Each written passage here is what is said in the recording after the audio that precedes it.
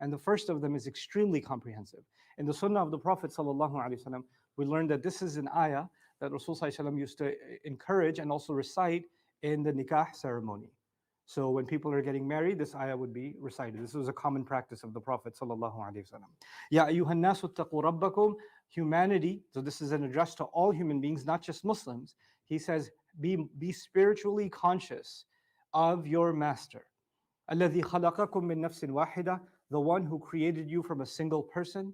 وَخَلَقَ مِنْهَا زَوْجَهَا, and from out of that person he created his spouse, meaning he's talking about Adam and Hawa, salamun alayhima.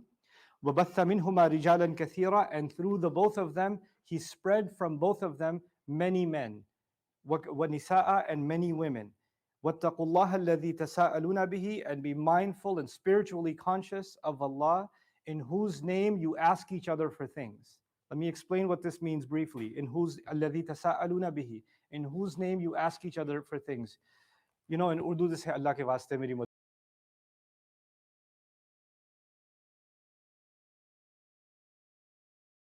But then he adds something. He adds wal arhama, wattaqullaha, wattaqul arhama, actually. So the i'rab of it is, be spiritually conscious of Allah and also be spiritually conscious of al-arham. And I'm not translating that yet, and we'll see in a second. Inna Allāha kana alaykum raqiba, certainly Allah has always been protective, watchful, guarding over you. Raqib actually, in its original meanings, it has a few themes. It has the theme of someone watching over you, someone having authority over you, somebody overseeing you, right? That's one idea of raqib. Another idea of raqib, some extract from the word raqaba, which means the back of the neck, right? And you know, the idea that, you know, shepherds, for example, can grab the back of the neck of the animal, right, and steer it away from going off the cliff. Right? So they're, in a sense, they're raqib, they're hafiz also, and haris also, over their animals. This is the name of Allah that he uses, that he calls upon at the end. Notice in this ayah, strangely, Allah tells us to have taqwa of himself twice. Ittaqu rabbakum, humanity, have taqwa of your master. And then later on, wattaqullah, in the same ayah, have taqwa of Allah. But the second time he mentions it, he says, wattaqullah alladhi tasa'aluna bihi wal arhama. Now, what's something really beautiful about this ayah is the first time he mentioned having taqwa of your Rabb, he mentioned how he created us from our mother and our father.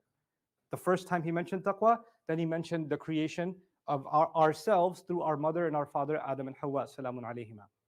The second time he mentions it, he mentions the womb. So there's a direct correlation again, taqwa of Allah and then the womb. But it's strange that in the Quran, you don't find usually Allah telling us to have taqwa of anyone other than himself. Usually you find wattaqullah, wattaqu rabb, you know, wattaqullah is actually the most common one, right? And here you find wattaqul arham, actually by i'rab. Be mindful and be careful and be cautious of the womb relationships. The womb relationships. Arham, rahim is, or rahim is the plural. The arham is the plural. It's actually the belly of the mother.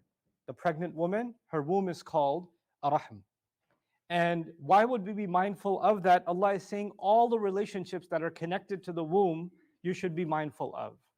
Among the opinions of the scholars on what al-arham means, who does it include? Does it include, obviously it includes the mother, obviously it includes the father, obviously it includes children, but does it include anybody else? Actually, there's a trickle effect, which is why the opinion existed even classically, also mentioned in Al-Qurtubi as his fifth position, his fifth opinion on this, is anyone related to you with any degree of closeness that came by blood. All of those relationships fall under al-arham. Even your cousins can fall under al-arham. In fact, even your wife or your husband will fall under al-arham, because the ayah began with Adam and Hawa, salamun alayhima, where all of humanity began, and then Allah mentioned al-arham later. So what does that mean? That even the womb could not have happened without the marriage happening. And the children could not have happened without the spousal relationship happening. So at the source of it is actually the spousal relationship, right? And so it has a special place, and it's not to be excluded from the conversation of al-arham. But today's khutbah, I want to focus myself and all of you on this strange expression, this unique expression in the Quran, taqwa of Allah and taqwa of al-arham. Now, taqwa of Allah is mentioned hundreds of times in the Quran, hundreds of times. And the more Allah mentions something, the reason for that. When someone tells you something over and over again, you might think it's annoying. But Allah does not mention anything except in due proportion. Everything is in proportion. Allah says, وَوَضَعَ الْمِيزَانِ أَلَّا تَطْغَوْا فِي الْمِيزَانِ, right? So Allah put down a scale, and Allah sent a scale. And a scale means everything is in the right amount, right dosage, right proportion. Any medication you get more than you need, then you're gonna overdose and you're gonna die. You need the right proportions, right amount of pill at the right amount of times. So when Allah mentions taqwa so much, you know what that means? That is the thing that disappears from my consciousness the quickest. The thing that I lose the fastest without even realizing it, or its concentration, its strength gets weakened without me even thinking about it, is taqwa. And that's why it has to be talked about more than anything else. So Allah keeps mentioning taqwa and taqwa and taqwa. And so if we contemplate the taqwa of Allah, we might learn something about how to have taqwa of al-arham, because He associated both of them in this ayah. So the taqwa of Allah, there's a few things. There's hundreds of things we learn about it, but there's only 2 or 3 things that I'm going to mention to you. And as I mentioned each one, we're going to see what we might learn from that, from the taqwa of al-arham. So the first of them I want to mention to you is small deeds. وَإِن تَكُ حَسَنَةً يُضَاعِفْهَا. Right? Allah says even if you do something small, Allah will multiply it. You might not think much of it, but if you become more mindful when you're making wudu, your salah is going to be better. If you just take this little small step, you're going to notice something, your consciousness of Allah has changed. If you start just being mindful that you're walking into your home with the right foot and you're making a dua. Small little deed, takes you less than 5 seconds to do that, but it might actually have a multiplied effect on your consciousness and your awareness of Allah.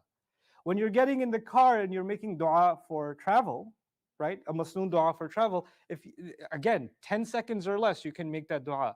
But it's going to be hard for you to start the car and go somewhere Allah doesn't want you to go if you made that dua first. You understand? So small elements of dhikr, what do? They bring about the taqwa of Allah. Small things add up. And when you start getting rid of those small things, one by one, you're like, that's not fard, I don't have to do it. It's not mandatory. I'm not kafir if I don't do it. Fine, you're not kafir. You're not non-Muslim. You didn't sin technically, but you know what you're doing? You're diluting taqwa. You're diluting the awareness of Allah. I'm not mentioning Him as much anymore. I'm not thinking about Him as much anymore. And when I'm not thinking about Him as much, in my conversations, I might notice that I start talking about people a lot more. Or I notice that I'm using foul language a lot more. I'm noticing that I'm maybe laughing at others a lot more. I've become more cruel, I've become meaner. I'm generous a lot less. I'm grateful a lot less. I contemplate a lot less. So the mind is a strange thing, right? The more you make it aware of something, the more it thinks about. Kids that are watching TV shows or YouTube series or whatever day and night, or they're gaming, they're even gaming in their dreams. And they wake up picking up from where they left off. There's a save point on the hard drive of your PS5 or your PS4 or your Switch, and there's a save point in your brain already. And you're like, next time I'm gonna get this boss this way. You wake up with that dhikr, right? It's because you've programmed yourself with it. So what might we learn from that on the side of al-arham? Al-arham means all of our relationships. There are small things that you and I can do in our relationships that annoy each other. A wife can do very small little things. Every time you hear her do it or see her do it, you're like, but you just do, and you just keep going, right? And just like when you don't remember Allah properly and you don't do these small dhikrs, over time the heart starts getting harder and harder. These small annoyances that the husband does towards the wife or the wife does towards the husband, over time, what does it do? It starts distancing their hearts. They're still living in the same home. They still fulfill all of their responsibilities. They're still raising the kids together. There's still all of those things are going on, but emotionally, slowly but surely, because of small things. Like she always laughs at me when I does this, or he always says that when I do this, or he's always commenting on this or this, and she doesn't bring it up, and she doesn't say anything. I'm just going to have sabr, and this sabr eventually becomes, I don't like him. He's so annoying. And in fact, when the husband says, hey, I'm going on a trip for 2 days, inside of her heart, she's like, takbir. Like, I'm so happy that he's gone for 2 days. I don't have to put up with those habits. Like there's the absence of the loved one should cause distress, should cause sadness, But what's happened over time, because of these small, small acts of insensitivity, one to the other to the first, that they actually celebrate being far apart from each other. They're happier when they're not around. Or you're really happy when he's not home. You're like calling your friends, you're happy, you're smiling, and the moment he walks in, you're like, oh, alaikum salam. And your energy disappears because he's here, right? Or she does the same thing to you, or you do the same thing to her.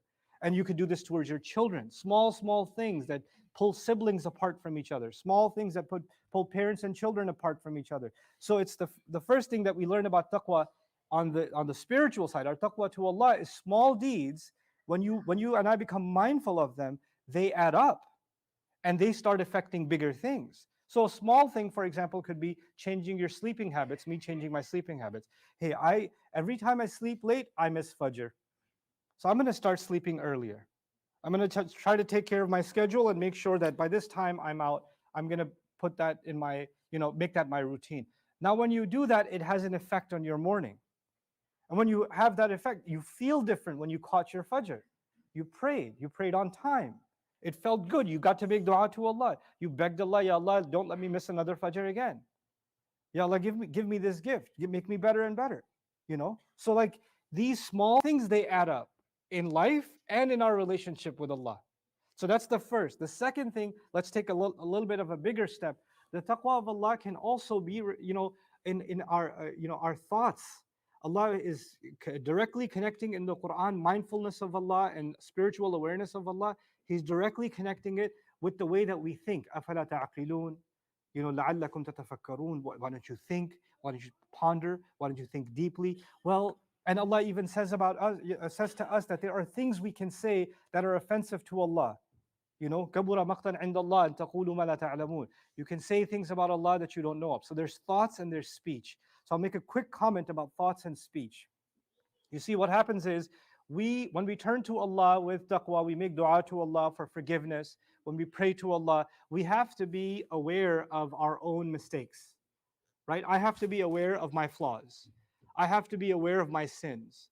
And I know there's no secrets between me and Allah. Allah knows how messed up I am. Allah knows all of my failures. Allah knows all of my flaws. I can't pretend in front of Allah and say, Ya Allah, I'm not that bad. Allah knows exactly how bad. And I know that Allah knows. So I have an unfiltered conversation with Allah, and I'm very real about myself. And I don't want Allah to judge me based on one mistake, or based on even 100 mistakes. Ya Allah, I know I've made 100 mistakes. Ya Allah, I made 1,000 mistakes. But you know that in my heart, I want to make a change. You know that in my heart, I'm going to try my best never to make those mistakes again. You have this, if you truly have taqwa, you have a confession to Allah, and you don't pass judgment on yourself. You're real about yourself, right? You're real about yourself. But if you gave up on yourself, think about that for a moment. If you gave up on yourself and said, you know what, I've made way too many mistakes, I messed up anyway. If you give up on yourself, then it's impossible for you to have a real conversation with Allah. In fact, you'll avoid it. What is the point of me talking to Allah now? What is the point of me praying to Him now? I'm already messed up. It's not like He's going to forgive me. So even the taqwa of Allah and what results from the taqwa of Allah, the dua to Allah, the prayer to Allah, all of that cannot happen if I'm not real about myself and vulnerable before Allah. Now let's bring that to our relationships. What happens in our relationships sometimes is, if I made a mistake, that's because I was really mad. Or, you did this, that's why I made this mistake. Or it's understandable. It happened. I messed up. Fine, I messed up. It happened. But if your spouse makes a mistake, if your child makes a mistake, they always do that. That's how they always are. You're not looking at their mistake, you're looking at their heart behind the mistake, and you're saying, this person, the reason they spoke like this is because they're filled with hate, they're filled with arrogance, they're this way, they're this way, they're this way. I've already judged them, their intentions, not their action. I've already judged their intentions. When it comes to myself, I only want somebody to judge my action and never my intention. I messed up, but that wasn't my intention, and it makes it a lot more innocent.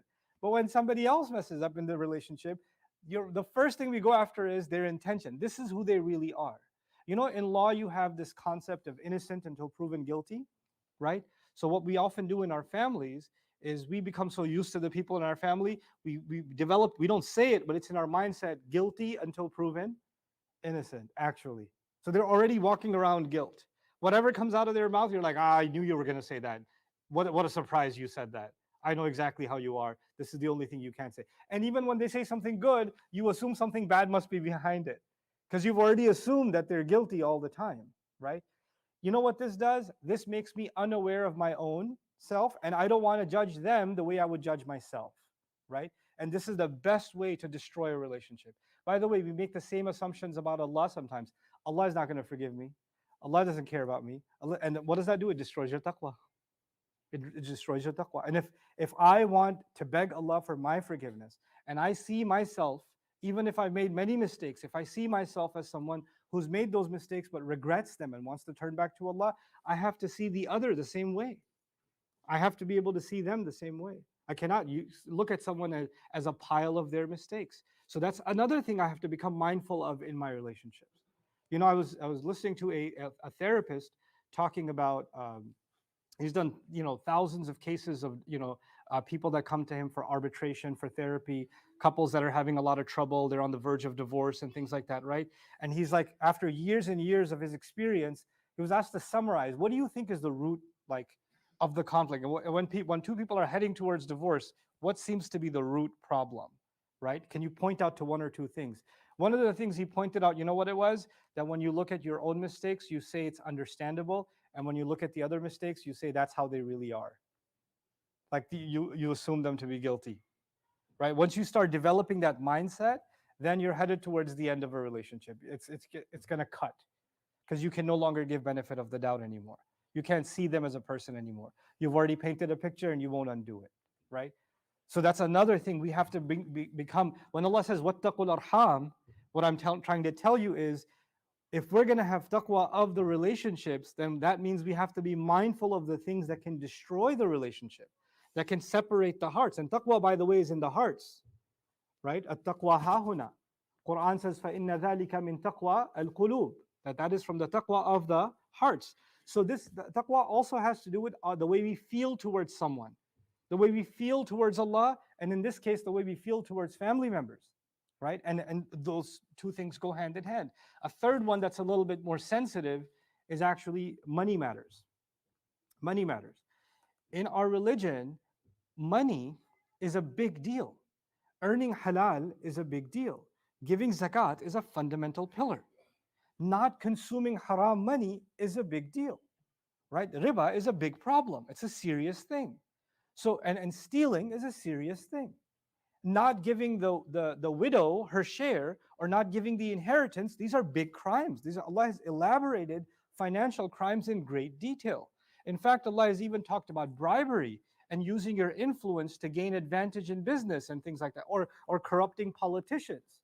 وَلَا تَأْكُلُوا أَمْوَالَكُمْ بَيْنَكُمْ بِالْبَاطِلِ وَتُدْلُوا بِهَا إِلَى الْحُكَّامِ لِتَأْكُلُوا فَرِيقًا مِنْ أَمْوَالِ النَّاسِ بِالْإِثْمِ. Right? وَأَنْتُمْ تَعْلَمُونَ. Don't give your money to buy influence so some people can consume the money at the expense of everyone else. Don't do those kinds of things. So financial corruption is actually a major component of taqwa. By the way, that ayah that I just mentioned about financial,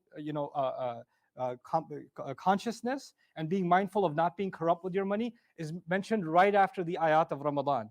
The month in which we develop taqwa, right after you have taqwa, fix your money situation.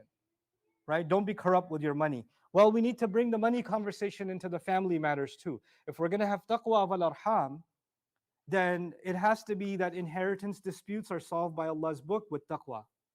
When you get married, you have to take financial responsibility for your spouse. You know, وَبِمَا أَنفَقُوا مِنْ أَمْوَالِهِمْ. I cannot ask my wife to pay the bills. I can't tell my wife to go.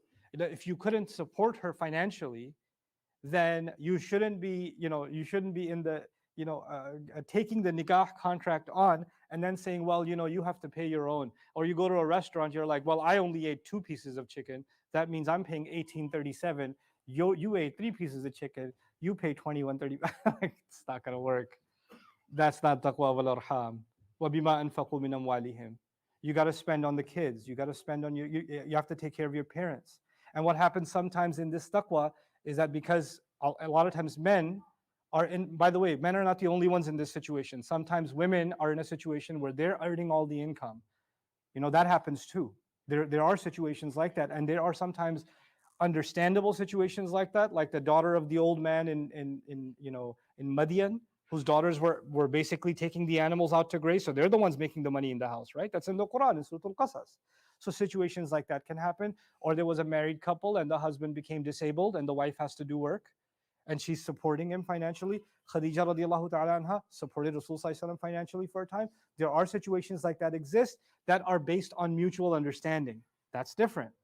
That's a separate thing. But outside of that, what I'm trying to tell you is I cannot impose a financial obligation that Allah did not impose.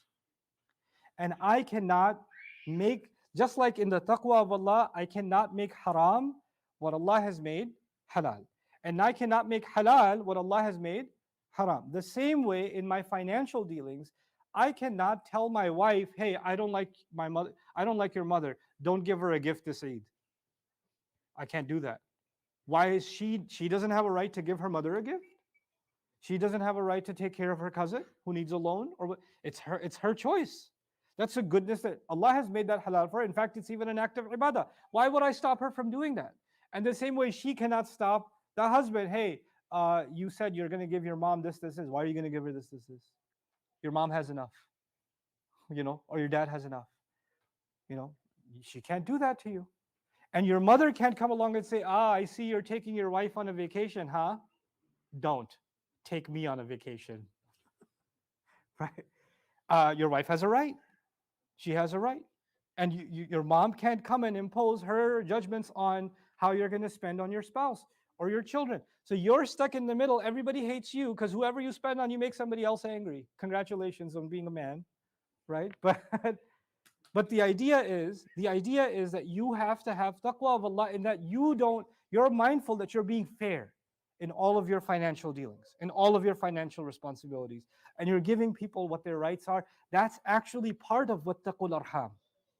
In fact, early commentators on this ayah said that this wattaqul arham has to do with inheritance law first, because inheritance law is coming later on. In other words, they understood taqwa of the close relationships will have to do with money matters. The ugliest family dispute happens when the wealthy father dies and the children are at each other's throats. Or when somebody dies and everybody's like, who's going to get the house? Who's going to get the car? Who's going to get the land? Who's going to get the farm? Who's going to get this? Who's going to get that? And there's dispute. People that used to be brothers and hugging each other at Eid are now taking each other to court. For what? For a goat? For a house? For just a patch of land, which you're going to be under it in a little bit, but you're destroying family ties because of it. So money is yet another thing that we have to be mindful of in terms of Allah, but also in terms of family. The final thing I'm going to mention is time. Time. Allah has created this system of taqwa with Him, and it revolves around time. There are specific times when I'm supposed to pray. There's a specific time when we go to Hajj. We're in Hajj season now. May Allah accept the Hajj of all of the Hujjaj. And those of us that haven't had the rizq to go to Hajj, that Allah provide you the rizq to go to Hajj. So there's a specific time for Hajj. There's a specific time for fasting. There's a specific time for prayer. There's a specific time for Eid. The entire religion and our taqwa of Allah, our mindfulness of Allah, is actually about taking advantage of particular times. And even voluntary times, there are special times to make dua. There are special times to make adhkar. وَالْمُسْتَغْفِرِينَ بِالْأَسْحَارِ حِينَ تُصْبِحُونَ. Early mornings, late at night. There are times, and times. Well, if we apply that formula and what it could mean for our families, then there are times that we have to give. Rasul sallallahu alaihi wasallam used to give allotted times to his spouses. There has to be dedicated time where people that have a relationship with you feel like they got your individual attention. If you, for example, have 3 children, right? And the only time you talk to them is, how was dinner, how's school, blah, blah, blah. But you know what? There's a time where it's just you and your daughter. Even if it's 10 minutes, it's just you and her. She got exclusive time from you, right? And you made it into a habit. You disciplined yourself. This is the time, hey, it's daughter time, come here. And there's a set time. Like I said before, it could be a small thing. It could be life-changing in the psyche of that child. It could be life-changing. It could be that you're living with your wife, you're living with her for 20 years, but you never actually take time other than the groceries, the shopping, the bill, the kids, the commute, the this, the that, the other. Somebody's always around, we're always talking about, no, there's a time, we're just gonna go for a walk. Just you and I are just gonna go for a walk and we're gonna talk. This is our time. No, there's no phone. Everything's on airplane mode. Everything else disappears. It's just you and me and we're just gonna talk. We're just gonna take our walk. Whatever's on our minds, right? There's that exclusive time. What does that do? Just like in our religion, it strengthens our relationship with Allah, right? The daily prayers on their times. The same way, if we can figure out a way to discipline our time with our family members, you don't have to give them all day. Allah didn't ask for all day. Even Allah only asked for a few minutes every few hours, doesn't He? So human beings actually need a lot less even. But that time, it's not the length of it or the shortness of it. It's the quality of it. If you're sitting with your kids watching a show, watching a TV show, that's not quality time. Even though you're present there, you're not actually talking to them. So you didn't spend time with each other. You both spend time with a screen. You understand? So ittaqul arham can include allotted times that can slowly but surely, one drip after another, in a few months, in a year, in some time, you'll notice that relationship becomes a lot healthier. It's a lot easier to protect. So we come back to the meaning of the word taqwa. Taqwa, actually, I keep translating it as spiritual consciousness and protection. We're protective of our relationship with Allah. Wattaqullah.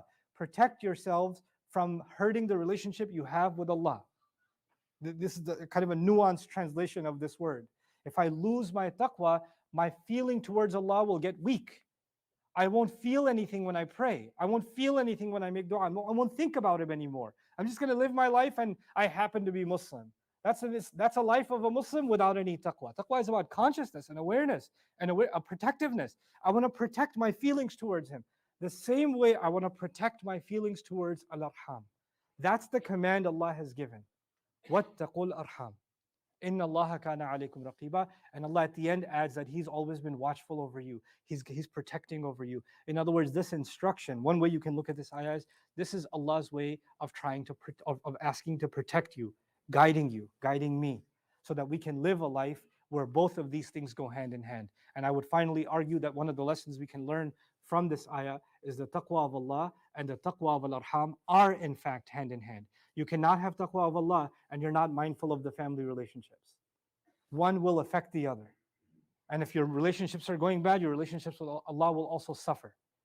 These two things have to be connected to each other. May Allah Azza wa Jal make us mindful of ourselves to Him spiritually, and actually consider that our mindfulness towards our family and our goodness towards our family and our strengthening the relationship with our families is also part of our taqwa of Allah, that it strengthens our taqwa of Allah.